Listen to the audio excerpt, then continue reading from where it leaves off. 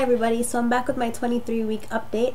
I just wanted to apologize for my voice. I don't know if you can tell that there's a difference, but I was sick for the past couple days, so I'm just getting over it right now. But I'll get more into that after. So this week, the big news is that I got a midwife, so that's really good. Some of you may have already seen it on my Facebook statuses because I was rejoicing when I found out. I was really happy. I didn't really like my OBGYN that much because I didn't feel comfortable with her. Like, I only met her once and she just seemed like she seemed like she's been doing it for a very long time, and I was just like another patient to her, or she wasn't really interested in anything about me personally. She was just seeing me as like a patient. So that's something about OBGYN. So maybe it wasn't her personally that I didn't like, it was just like the fact that she was an OBGYN perhaps. So I'm very happy that I got a midwife. I was on a waiting list since week 10, I think, of my pregnancy, but it wasn't even through the waiting list that I came about, like that I got her. It was because I went to a natural birthing seminar, and I met her actually face to face there, and then I asked her if she would take me on. So that's really great. I'm really happy about that. So my next appointment with her should be on the 6th, March 6th.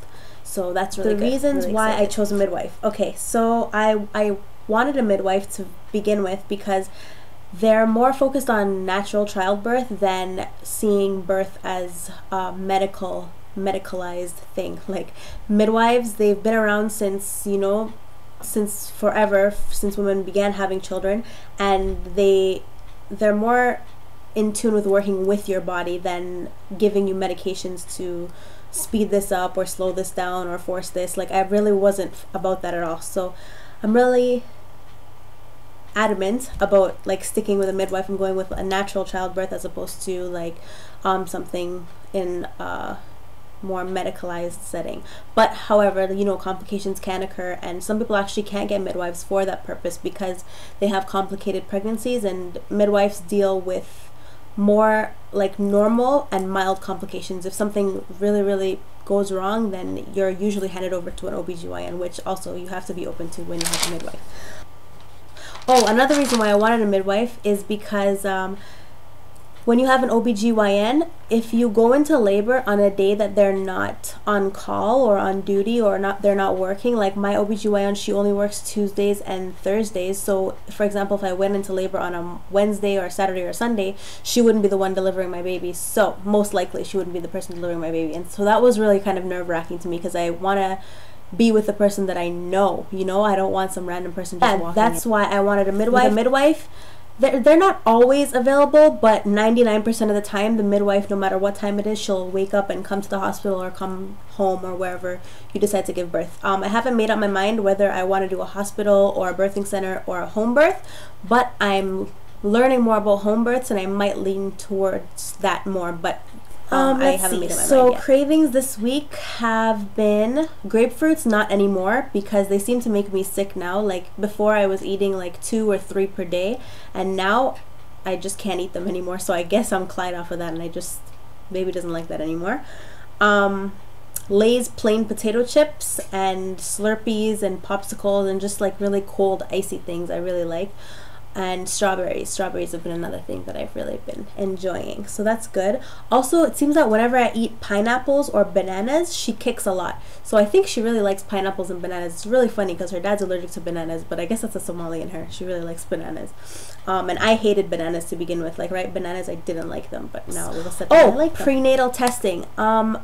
Some people on different vlogs had questions about whether or not the people doing the vlogs were gonna have prenatal testing done, and I just wanted to talk about like the only two prenatal tests that I know of so far. So the first one is called amniocentesis, and this is done usually between 16th and 18th week of pregnancy, and the doctor takes a needle and puts it into the woman's abdomen to remove a small amount of amniotic fluid from around the developing fetus.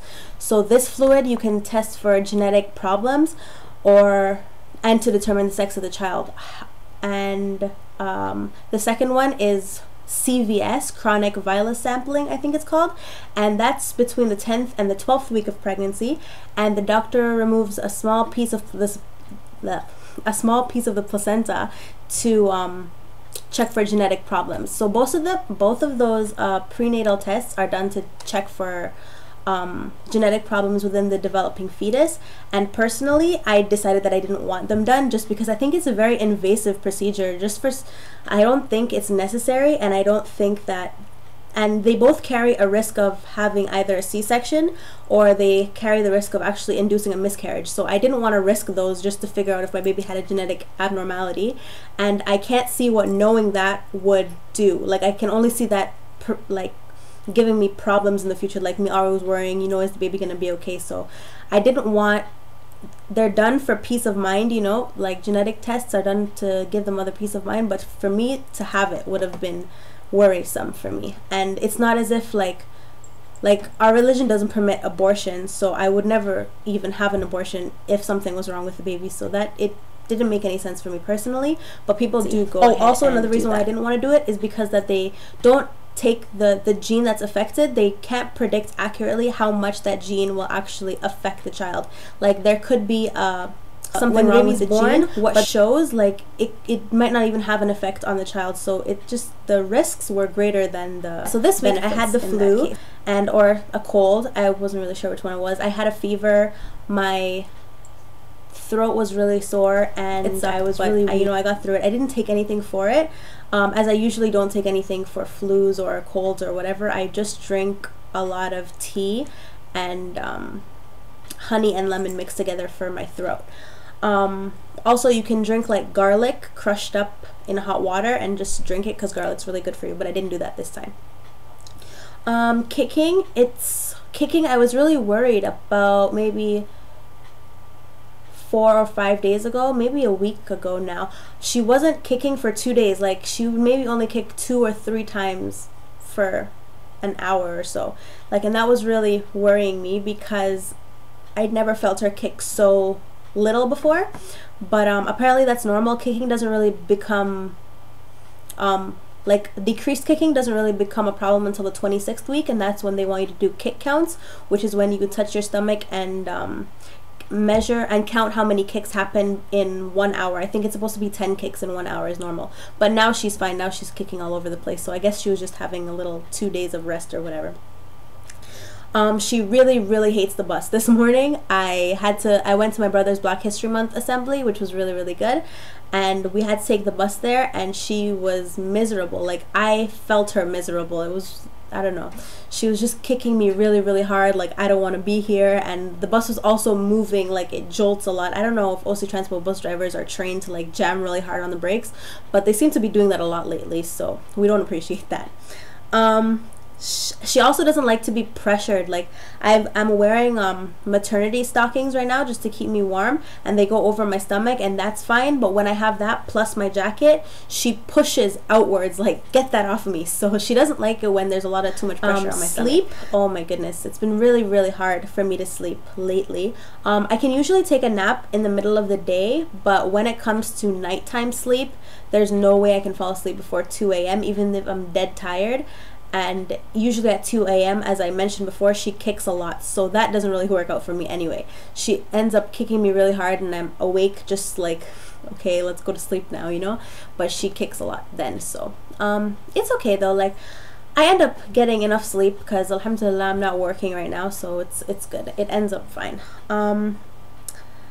Let's see what else. Morning sickness is still the same. I'm still having morning sickness if I don't take the Diclectin, so I'm still taking one of those every night. And my prenatal vitamin, which I only take at night now. It comes in a package of 2, so you're supposed to take 2 per day, 1 in the morning and 1 at night. But I only take the 1 at night because the 1 in the morning makes me really nauseous. So I just take the just because I forgot to mention in my actual video, I'm reading another book from the library that I got.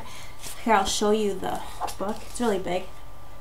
The Pregnant Body book. That's what it's called. But this one, it has a lot of illustrations. Like, there are a lot of like pictures and stuff in it. So if you have this at your library, by all means just check it out, because I think it'll be really touching just to see, like, I don't know, some of the pictures in there. What's going on with your baby. So this is where our baby's at, somewhere along here right now. 3 here. Let me actually just read you something about week 23 of pregnancy. Your baby now weighs a little over 1 pound and measures about 11.4 inches long, which I still really have problems believing because it just seems so big. And this is from crown to heel, not crown to rump anymore. So that's 11 inches. Her hearing is well established and she can make out a distorted version of your voice, the beating of your heart and your stomach rumblings. Loud noises often heard in utero, such as the barking of a dog next door or the roar of a vacuum cleaner, probably won't bother your child when she hears them outside the womb. So we don't have a dog, so I'm sure that won't be a problem. But yeah, so that's where she's at right now. I just wanted to say that I noticed when I was watching the video replay that the cord was at, like, this measuring tape was actually bent a little bit. So I don't know if that gave like an inaccurate reading, but I'll try not to do that anymore. So sorry about that. I didn't see it when I was measuring last week. So I'll show you how big my stomach is this week. So this is it from the front. Can't really see it that much from the front, I guess. Maybe it's just the clothes I'm wearing. And then from one side and the other side, and measurement.